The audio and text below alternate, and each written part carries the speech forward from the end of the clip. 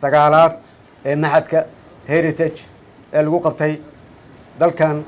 Jabuuti magaalada madaxdiisa Jabuuti hambaliya ayaa idin leeyahay sanad guuridii sagaalaad dhammaan ka soo qaybgalayaasha kulankan qiimaha leh ee la isku dhaafsanayay fikradaha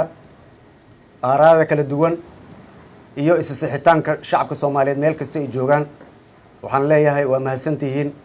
fikirkiinana waa dhageysanaynaa commentigiinana waa dhageysanaynaa waxa halkan ka soo baxana anigoo ah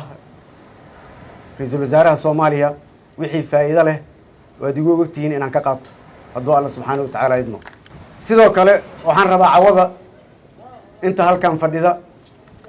oo Soomaalida ah iyo inta maqanba in la iscafiyo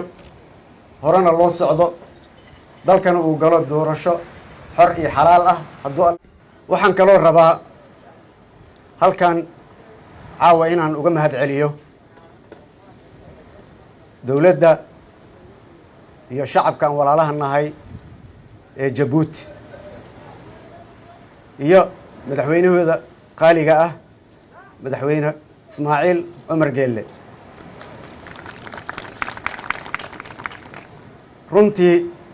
madaxweyne Ismaaciil Cumar Geelle maahan kaliya madaxweynaha dawladda Jabuuti waa aabaha shacabka Soomaaliyeed meel kasta ay joogaan qofkaanan bini aadanka u mahad celin alla u mahad celiyo waxaan rabaa inaan u mahad celiyo madaxweynaha Jabuuti madaxweyne Ismaaciil Cumar Geelle oo dawladda aan maanta haysano ee Soomaaliyeed uu yahay asaasihii